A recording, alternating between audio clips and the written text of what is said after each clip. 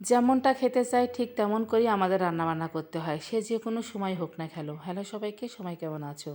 এই তো সকালবেলায় দেখো অনেকগুলো ডিম নিয়ে বসে পড়েছি রান্না করার জন্য। সকালবেলায় হুকুম হয়েছে যে ডিম খাবে সকালের ভাতের সাথে। তো যে কথা সেই কাজ, আমি সেই মতোই রান্নাবান্না বসিয়ে দিলাম।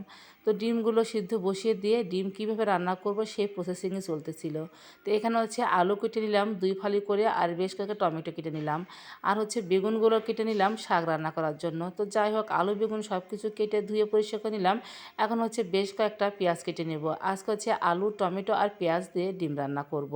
ডিম তো আমরা সবাই পছন্দ করি, সব বাসার লোকই ডিম পছন্দ করি। যতই মাছ মাংস খাই না, ডিম কিন্তু আমাদের ঘরে সবসময় থেকেই থাকে, কারণ বাচ্চা কাচ্চা আছে, তাদের তো খাওয়ার আবদারের শেষ নেই।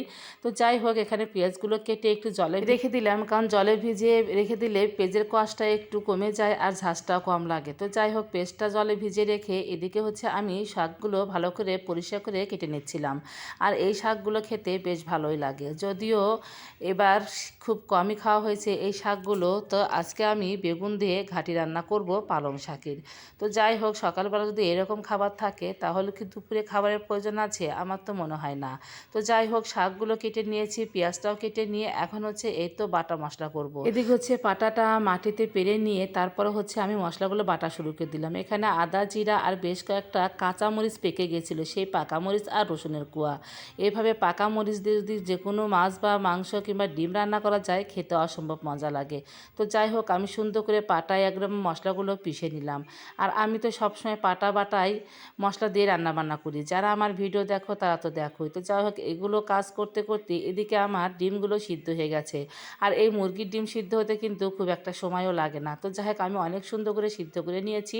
এখন হচ্ছে এই তো একটু হলুদ লবণ দিয়ে মাখিয়ে নিলাম। এ পর্যায়ে আমি এখন ডিমগুলো ভাজি করে নেব। তো যাই হোক, কড়াই তেল দিয়ে দিয়েছি, এখন হচ্ছে ডিমগুলো দিয়ে অনেক সুন্দর করে ভাজি করব। আমার কড়াইটা একটু নোংরা হয়ে গেছে, তবে হ্যাঁ, আজকে হচ্ছে মেজে একদম পরিষ্কার করে নেব, কারণ প্রত্যেক দিন পরিষ্কার করি, কিন্তু এর মধ্যে 2 দিন আর পরিষ্কার করা হয়নি। তো যাই হোক, কথায় কথায় আমার ডিমগুলো ভাজি করা হয়ে গেল। এখন আমি কড়াইয়ে আর একটু তেল দিয়ে দিলাম জিরা আর হচ্ছে দারচিনি। তারপরে দিয়ে দিলাম এই তো কেটে রাখা আলুগুলো। এখন আমি আলুগুলো অনেকক্ষণ ভাজি করে একদম হাফ সিদ্ধ করে নেব। আজকে সকালবেলায় কর্তামশাইয়ের কি হলো, বলতেছে যে সকাল সকাল ডিম ভুনা দিয়ে ভাত খাবে। তো যাই হোক, খেতে যখন চেয়েছে তখন তো আমাকে করতেই হবে। তো এদিকে আলুর মধ্যে পেঁয়াজগুলো দিলাম ভাজি করার জন্য। আর এখন এই তো মশলাগুলো গুছিয়ে নিলাম। বাটা মশলার মধ্যে একটুখানি আমি ধনিয়ার গুঁড়া দিলাম, মরিচের গুঁড়া দিলাম একটুখানি, আর হচ্ছে লবণ, হলুদের গুঁড়া, কারণ এভাবে একটু মরিচের গুঁড়া দিলেও খেতে আর একটু বেশি ভালো হবে। আমি আজকে ঝাল ঝাল করে এই ডিম ভুনা রান্না করব। তো যাই হোক, এই তো সব বাটা মশলা দিয়ে একটু হালকা জল দিয়ে ঢেকে দিয়েছিলাম, যাতে করে পেঁয়াজগুলো একদম শুদ্ধ হয়ে যায় আর এই আলুগুলো একদম ফুল সিদ্ধ হয়ে যায়।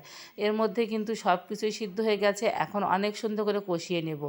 যতটা ভালো কষাবো ততটাই কিন্তু খেতে মজা হবে, কারণ সবসময় আমরা শুনে এসেছি যে মশলা কিংবা সবজি কষানোর মধ্যেই তরকারিটার স্বাদ লুকিয়ে থাকে। অনেক সুন্দর করে এর তো ডিম দিয়ে কষিয়ে নিচ্ছি আরও কিছুক্ষণ। এখন দিয়ে দেবো হালকা একটু জল, আর এই জল দেওয়ার পর বেশ কিছুক্ষণ জাল দিয়ে নেব। তোমরা অনেকেই বলতে পারো যে এরকম রান্না আমরাও জানি। আসলে আমি যে রান্নার রেসিপি শেয়ার করছি তা না, আসলে আমি প্রতিদিন যে রান্না বান্নাগুলো করি সেটাই কিন্তু তোমাদের সাথে শেয়ার করি। হঠাৎ হয়তো 2-1 সময় নতুন রেসিপি দিই, জানি না আমার এই প্রতিদিনের রান্নাগুলো তোমাদের কেমন লাগে। এদিকে আমি শাক রান্না করার জন্য বেগুন আর কাঁচামরিচ সাথে কালো জিরা দিয়ে অনেক সুন্দর করে ভাজি করে নিচ্ছি। তারপরে এর মধ্যে দিয়ে দেবো শাক। এই বেগুন দিয়ে পালং শাকের ঘাঁটি খেতে অসম্ভব মজা লাগে। আমি তো ছোটোবেলা থেকে অনেক পছন্দ করি, আমাদের বাসায় সবাই এটাই পছন্দ করে। তো আমার মাকেও দেখতাম ছোটোবেলায় অনেক মজা করে এই পালং শাকের ঘাঁটি রান্না করতো। তো যাই হোক, আমিও সেটা মনে রেখেছি আর আমিও রান্না করে ফেললাম। তো সকালবেলা যদি এরকম গরম ভাতে পালং শাকের ঘাঁটি থাকে আর এই গরম গরম ডিম ভুনা থাকে আলু টমেটো দিয়ে, তাহলে আর কি লাগে। রান্নাবান্না কিন্তু সবই করে নিয়েছি, এখন বাচ্চা কাচ্চাদের খেতে দিয়ে দিব। সকাল বললেই তো আর সকাল থাকে না, ওই 9:30টার মতো 10টার মতো বেজে গেছে। তো যাই হোক, আমরা বাঙালি যতই বলি সকালে ভাত খাবো না, কিন্তু ভাত না হলে চলেই না।